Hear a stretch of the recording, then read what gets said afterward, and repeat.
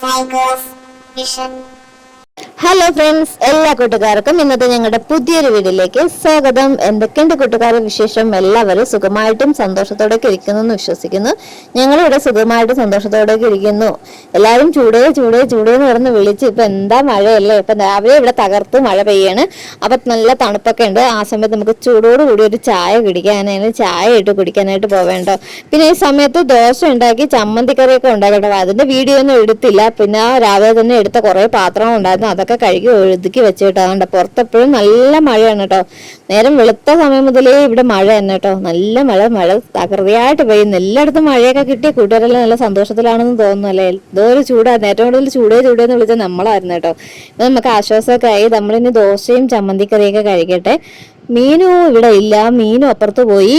അപ്പൊ ഞാനും ചേട്ടനേ ഉള്ളൂ. ഞങ്ങൾ ചായയൊക്കെ എടുത്ത് വെച്ചിട്ടുണ്ട്.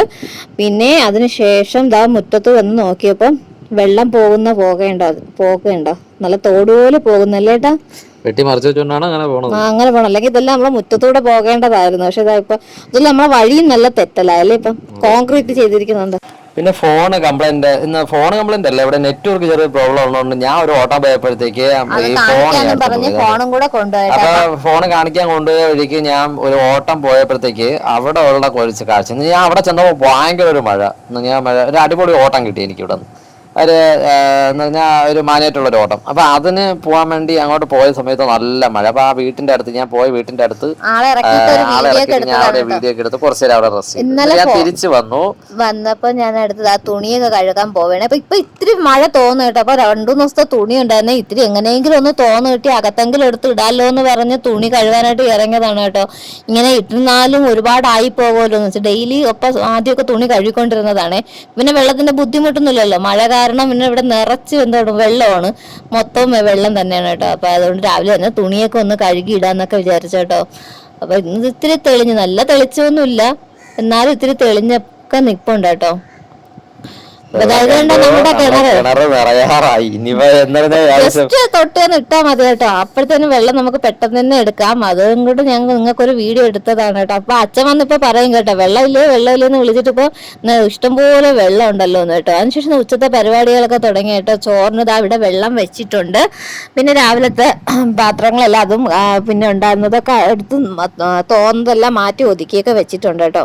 എന്നിട്ട് അടുക്കളയൊക്കെ ഒന്ന് ജസ്റ്റ് തുടച്ചൊക്കെ ഇട്ടു. പിന്നെ കുറച്ച് ചക്കക്കുരു ഉണ്ടായിരുന്നു, അതൊന്ന് വേവിച്ച് അവിടെ വെച്ചിട്ടുണ്ട്. പിന്നെ ഇവിടെ എല്ലാം ഒന്ന് തൂത്തൊക്കെ ഇട്ടു.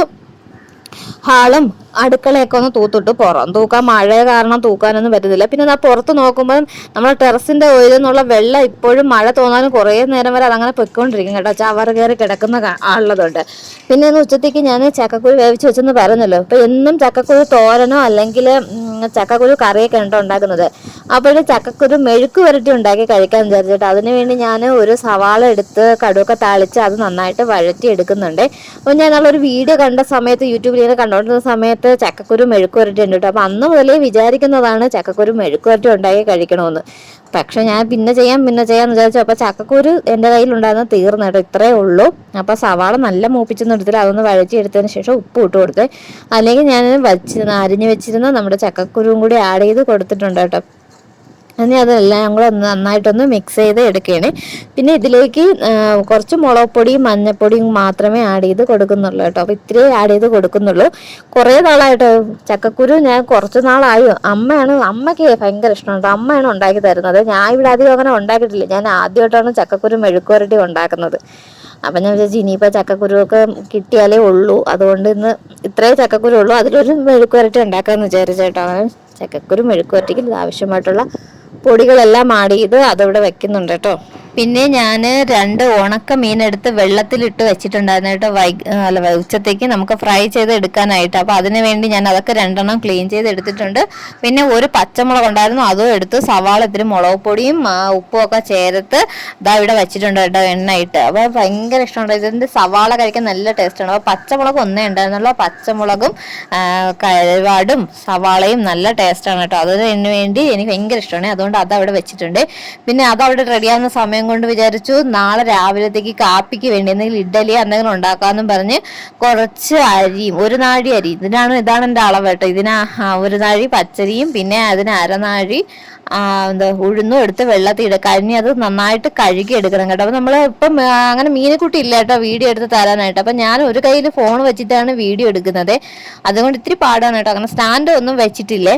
മുമ്പാണെങ്കിൽ മീനെക്കുട്ടി എടുത്ത് വീഡിയോ ഒക്കെ എടുത്ത് തരണിത്, ഇപ്പൊ അവൾ അപ്പുറത്ത് പോയ കേട്ടോ, അതുകൊണ്ട് ഞാൻ ഒറ്റയ്ക്കാണ് കേട്ടോ. അപ്പം ഇടയ്ക്കിടയ്ക്ക് വീഡിയോ ഒക്കെ അവിടെ കട്ട് ചെയ്തിട്ടാണ് ഇപ്പം മാക്സിമം വീഡിയോ ഒക്കെ എടുക്കുന്നത്, എന്നാലും മാക്സിമം വീഡിയോ എടുക്കാറുണ്ട് കേട്ടോ.